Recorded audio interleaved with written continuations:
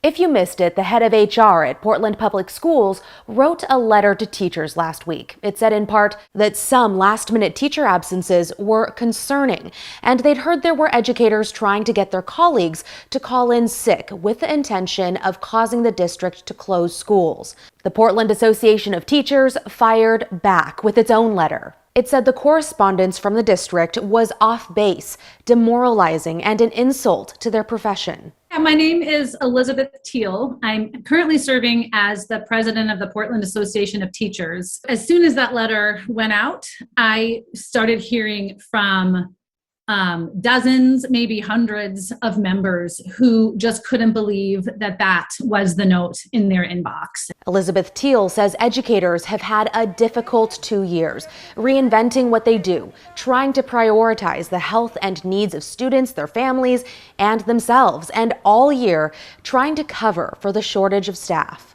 So that email from PPS was incredibly demoralizing. Felt like a kick in the teeth. She says it caused more teachers to consider leaving the profession. I have personally heard from a handful of educators who have said it was their last straw.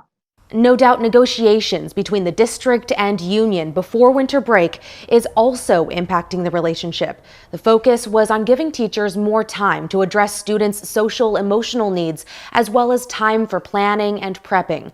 Those negotiations fell through. The last minutes of negotiation, they suggested things like taking away a planning day from educators in June.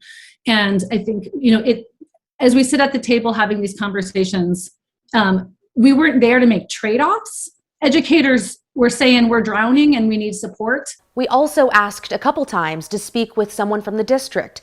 We were sent this statement instead that said in part, our top priority at the moment is to work closely with our staff, partners, and labor partners to ensure our schools can remain open. Portland Public Schools is actively looking into the incidents referenced in the email to PAT educators and cannot share more detailed information at this time. And Christine Pitawanich joining us live. And Christine, those letters really illustrate the tension between the district and the union right now. So what would improve the relationship? Well, I can't speak to the district's perspective because I didn't really get a chance to speak with anyone there about this particular topic. But the president of the Portland Association of Teachers says what would go a long way for educators is feeling like the district is really listening to their needs, their concerns, and ultimately giving them what they're asking for. Well, and on that note, there are a number of things that the teachers would like from the district to help this situation. Tell us about some of it.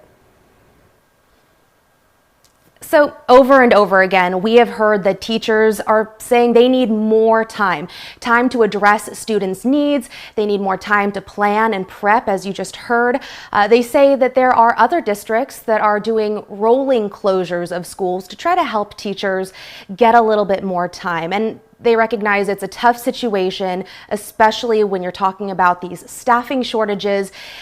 They also told me that they know the Omicron surge has really made things a lot worse. But even after the surge passes, they say something has to change because they've been dealing with these staffing shortages, trying to cover, running around even before the surge happened all year long so far. Yeah. Okay. Christine, thank you very much.